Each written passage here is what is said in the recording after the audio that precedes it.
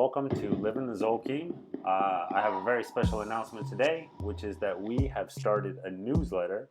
So for anybody that would like to sign up, I put the link in the description of this podcast.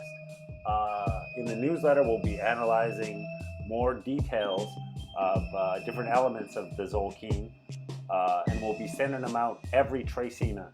So for anybody that would like to learn more, please sign up for a newsletter and enjoy today's episode. Cheers.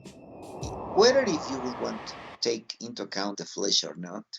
Because let's say, for example, a easy way to understand this. Maybe you are born in same Nahual as a genius, but let's say that for some sort of genetic inheritance, you were born without feet or legs or whatever that you can call. Then obviously you are going to play differently.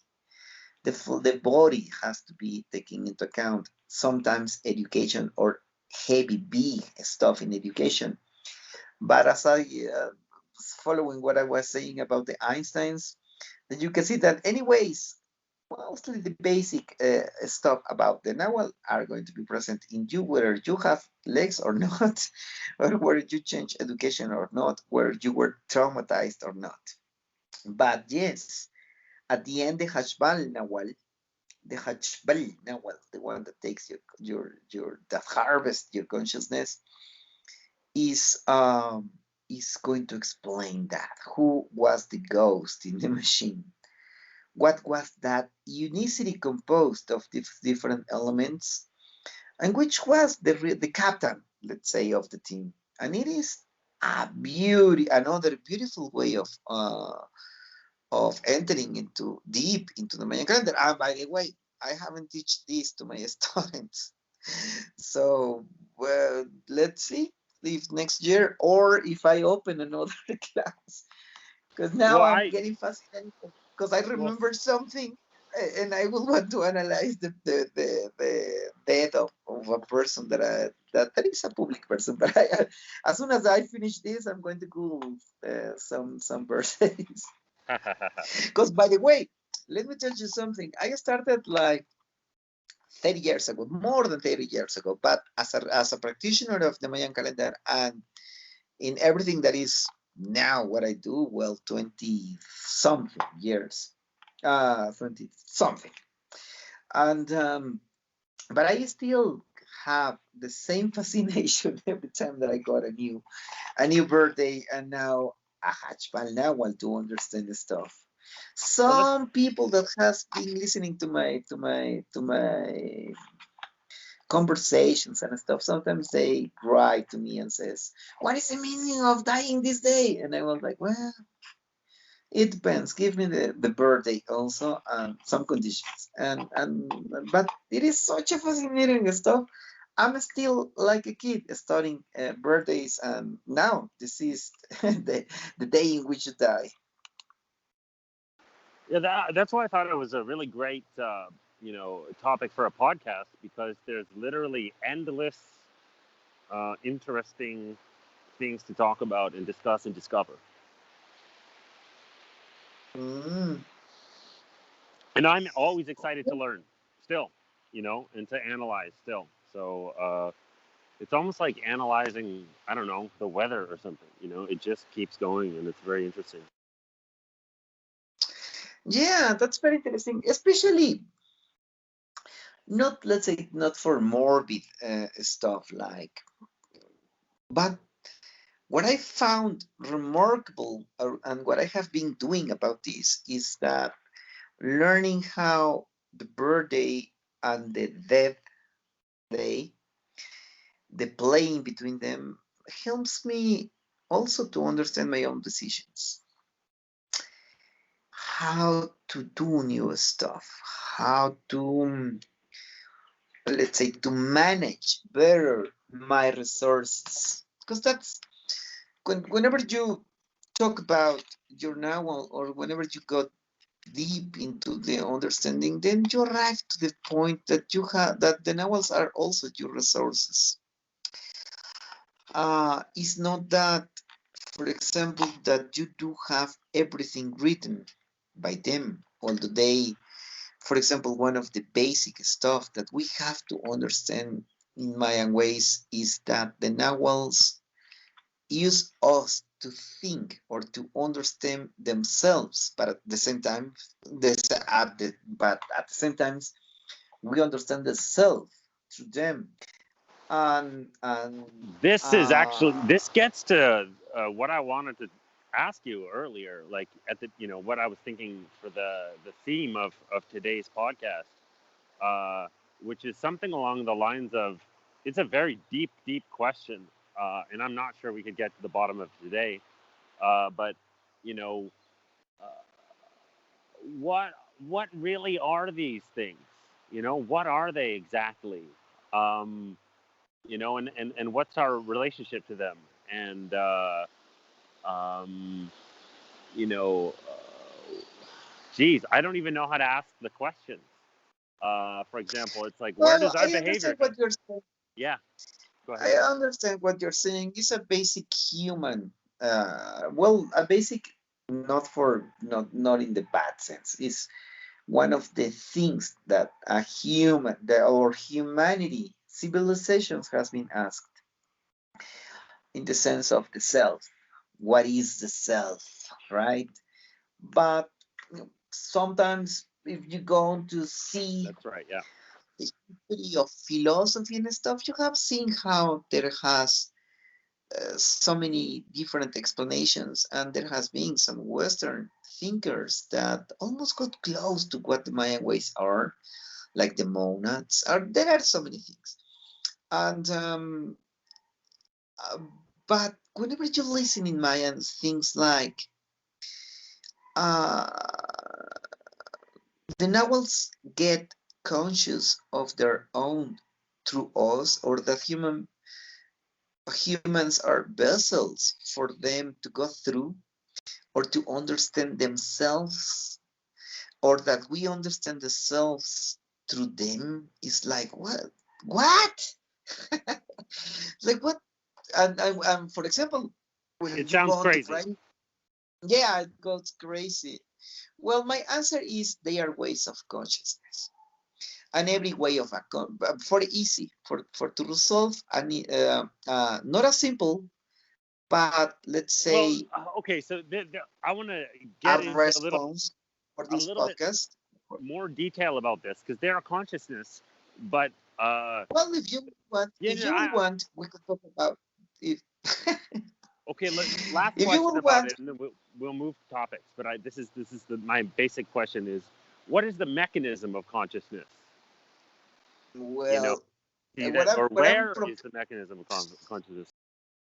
Sorry if it's too much, but okay, for listeners of this podcast, I have been trying to answer, and this man is so fascinated that this man does not allows me to answer anything. Well, what we can do now is to what we can do now is to go on to a next podcast. If you would want to begin with this, and if people are able or would want to go on to deep philosophical stuff about the self, and to understand the Mayan ways of explaining this, what we consider to be the self. What I was beginning to elaborate was that when we use the word kush as heart, and kush lashik, that is the act, that is the thinking or the deepest ways of sensing of the heart, which is not the mind, but is not sensations and the body, or the ones that comes from the body, as when you feel pain, if you're close to the fire, for example, it's not any of those. Kush kush lashik as and we call it consciousness and no sensitivity. Whenever you go to that, then you understand consciousness in the Mayan ways. So, let's say a formulations of words that can be said for to finalize this podcast, but for to give us the clue of what can be the next, is that The better way to talk about nawals is a way to talk about ways of a consciousness, differentiated ways of a consciousness who hold or who have no real unicity as such. A nawal is explained by all the nawals that interact and interplay, sometimes intention, to get a nawal. So a nawal is a multiplicity of elements, which in a sense produce a differentiated entity or a differentiated way of a consciousness. If we go onto not onto what consciousness is, because that it is, I think, a little bit beyond what the mind can understand. But anyways, we can understand features of consciousness like having a dialogue, a communication, a sensitivity, and a building, let's say, development or a building capability of going into sophistication uh, with the elements that you have. Like, for example, if you do have the basic elements of an alphabet, then you can develop poetry, for example. And so every novel is a differentiated ways of consciousness, but anyways, they are composed. When they interact with the human vessel as humans, they manifest themselves in a way. But if they use, let's say, trees or let's say brothers, animals, or rocks, rivers, or everything, they are still the same, but they manifest themselves in a different way. So I don't know if I am the first, maybe, spiritual guide, with lineage based on the Guatemalan mountains that has been insisting that you can call it forces of the universe, which is okay. It's truth, it's real. But I have been insisting to call them for an explanation to outsiders, because we can use our own language to explain them as differentiated ways of a consciousness composed of different elements whose feature is the development of basic unities to get sophistication, dialogue, absorption, sensitivity, capability of changing any atmosphere, for example. That's consciousness also, and and they manifest the novels themselves differently according to the vessel. We help them to be the same way we are in through them, or we are an expression of consciousness as such. uh, or as I said in another I, ways. I think that was good. You did a good job. Okay, I really so appreciate too the idea of forces of nature. I think that's amazing. I'm gonna really chew on yeah. that one for a while. As a fact, if you saw something, I think in one of the first podcasts, I was talking about how I have been fascinated about the almost incredible mathematical precision of what makes us humans. Because the 20 nominal nawals and the 13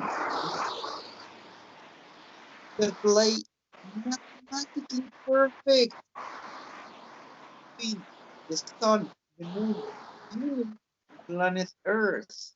So I remember that I was making jokes about maybe this system only applies precisely to humans. The nature of light and darkness, the mathematical precision of this planet and sky and the Earth as such.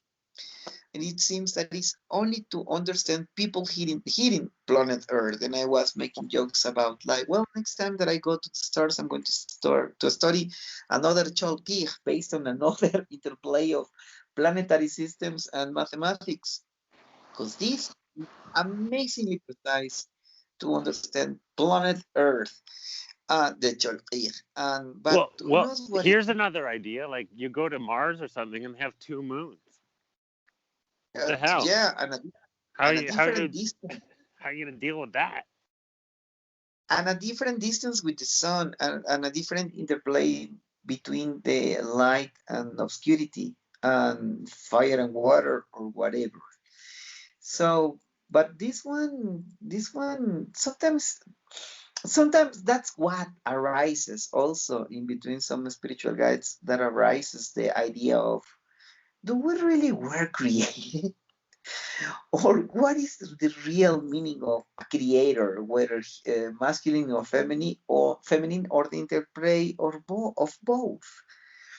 And and by the way, there are some reports in some books. It's not only about what I said, but the other day I was reading a book produced by students of Utah University. So they were mostly Mormons, and one of them arrived to a house, to a man that I know, for example, which is very interesting and funny, and he was telling them, "Oh my gosh, so many really deep philosophical, uh, let's say, sentences, or for say his own reflections about life." And it was so incredible to hear a real philosopher in the mountains talking about consciousness, the way they interplay the mathematics and animals, and I have been seeing stuff, some religious, some more kind of a religious, will say things like, they will respond like, well, yes, there's a God, but this God has 2,260 faces, so you cannot hold, or you cannot contemplate God as such, because it's not for humans to understand Or 260 faces. how So about it's this? beyond all. How about the God has 20 fingers. Yeah, well, why not? Um, Well, two hands, um, 2 feet, and 20 fingers, right? yeah, and 13 joints in the And body, 13. and there are Yeah, some of, my God. yeah, the major joints Who and who stuff. were But these philosophers? Were they Mayan, Mormon philosophers in Utah, or who was this person from no, Utah? no, no, no, no, no. The University of Utah sent it to make some field work in my town. No one had, and they Oh, were they sent. were researchers for Mayan things, or Yeah, and they were awesome. told not to go beyond believings, to go, in this case, Mormonism, to understand the natives. And Awesome. well, in my case, honestly, for me, it was not that of a good book. It's a little expensive, and mostly all the articles are not really giving you some good stuff. But there's one in which this man is interviewed, and he's providing so many philosophical asserts that and I remember that when I was reading the article, I said they don't provide the name of the one that is interviewed, but they say what they do. And I said, oh my gosh, this man is Emmanuel. I know him. He's a woodworker, and That's awesome. Then I want to see yeah. this article. It sounds very good. If you give me some time, I will go for the book. Just give me some seconds.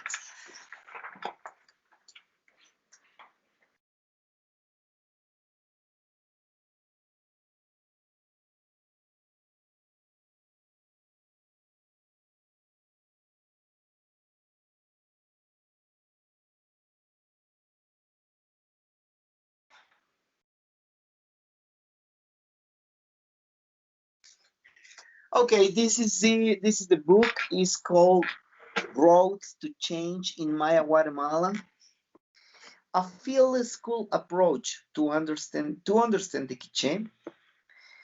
John P. Hawkins and Walter Randolph Adams, and it has been published by.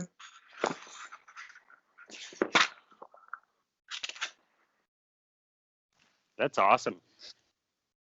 published with the assistance of Brigham Young University, but the actual paper stuff is by the Oklahoma Press. But now I cannot give you the name of the article, not in the podcast, because I already said the name of the man. So, and he wanted to have anonymity, but um, I'm sorry, dude. uh, I can yeah. edit. I'll edit it out. Oh, I'll cut it out. Well, I can give you no. I can after the podcast I can give you Okay, okay. which is the chapter, but for people interested, but in commentaries or something. But this is mm, well, in this book you can find in one of the articles one of the most wisest persons ever, and it's my friend Emmanuel, and he provides such a peculiar asserts like that, like which is the role of man on earth, and which is the self, what is the interplay between, let's say, if we can call them divine powers or stuff. And it's a very very beautiful article. I really I like that. The rest of the book, it was like, oh my gosh. But anyways, some books are like that, right? Sure. Yeah. Yeah. Awesome. Well, as usual, I could talk to you forever. Um, I think we touched on some really amazing, topics and stuff. Is there anything else that you'd like to say or to talk about, before we wrap it up? Well, no, but be ready for the next podcast. Now we have a subject to talk about.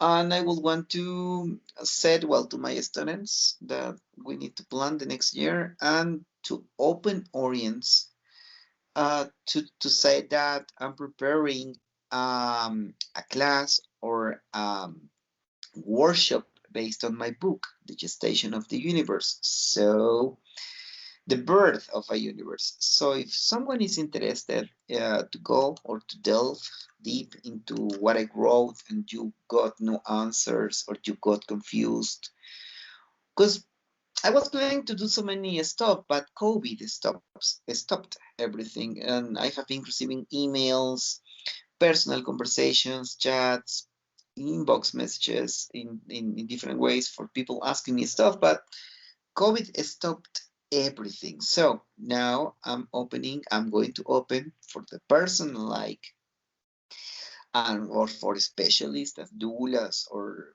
I don't know, bird workers or even scientists interested to understand this. I'm preparing a workshop based on my book, based on the birth of the universe, for to go deep into what is said that, and for not to take me or for not to or for to understand who the author is and why uh, I can develop more about what I wrote. The book was not to do an extenuation of knowledge or to provide a guide or the full indexes for everything. It was to open the mind or the heart to enter into this world of understanding the Mayan calendar and or the epistemology, the basement, the foundations of the Mayan calendar to understand what the Mayan calendar is, because nobody really have ever done that. Like, which are the foundations? Which No, are roots? it's And really in reality, what? it's very hard to or difficult to articulate, and it's a huge task. And so it's good that you took a first step or maybe a first bite um, out of the cow. And yeah, I think it was really amazing that you could introduce this concept, because it's very important. Well, what happens is that, well, I study philosophy also in the university, and everything has to have an explanation of the origins of the knowledge. Because, for example, if you go and Google your Nahual, you'll find your Nahual and some folklorical stuff. Sometimes misleaded because it's not based on the actual knowledge or the actual way of speaking in Maya. uh, sometimes is based on contemporary interpretations of stuff in the which we think it was based on what we are. So it is not okay. Uh, and the book maybe sometimes has been confused as only oriented for pregnancy understanding, but no, it's the epistemology. It's the foundations of the Mayan calendar in the sense of explaining why I'm saying what I'm saying. Because if I said, for example, something like a Taurus person has these features, well, then I have to analyze the skies, or I have to do charts, or I don't know. And then there's going to come these men saying, well, you have been fooled because the stars has changed and this zodiac stuff is whatever, right? But in the Mayan ways, if I said Hunahpu is associated with flowers, but the Hunahpu person likes to have attention, likes the attention of people, I don't have to go to charts, to the zodiac, or to study stars or anything. I have to go back to the womb of the mother to see what was happening there. And then you can make an easy correlation. I'm providing the epistemology of stuff for to go on a very, let's say, reasonable way of understanding the person based That's on actual fact. that's awesome. I really like that. Yeah, Very I poetic. really. Yeah. So, well, that's the last thing that I'm going to say for people interested in this podcast, for people who listen to this podcast. I'm going to open a workshop on the Birth of the Universe book. I have been authorized by also by publishers, so you're going to get a discount if you buy the book. But uh, uh, but there's no but wait for for further information. And for my students, well, let's have plans for next year. Now you know that there's a I, Hajbal Nawal, I which gives you the sense and the meaning of your life. Whoa! That one's amazing, especially yeah. I guess I didn't get a chance to really ask you all my questions about that, but the blending of it is very complex. You know, I can understand sort of the basic concept of it, but the blending of it is still I'm still learning. Uh, but anyways, the other thing I wanted to say too to everybody, and I'm gonna put a link in all the descriptions of all these videos and stuff, is that we're making a newsletter, and so hopefully we can have Oh the yeah, of course. constant communication going in by text messages and newsletters and emails and stuff. So please sign up and we can begin to communicate on a more regular basis. If anybody wants to study more with us, please come along. Thank you. Yeah, give us the email, and we can share this newsletter. And by the way, there's a new one coming, right?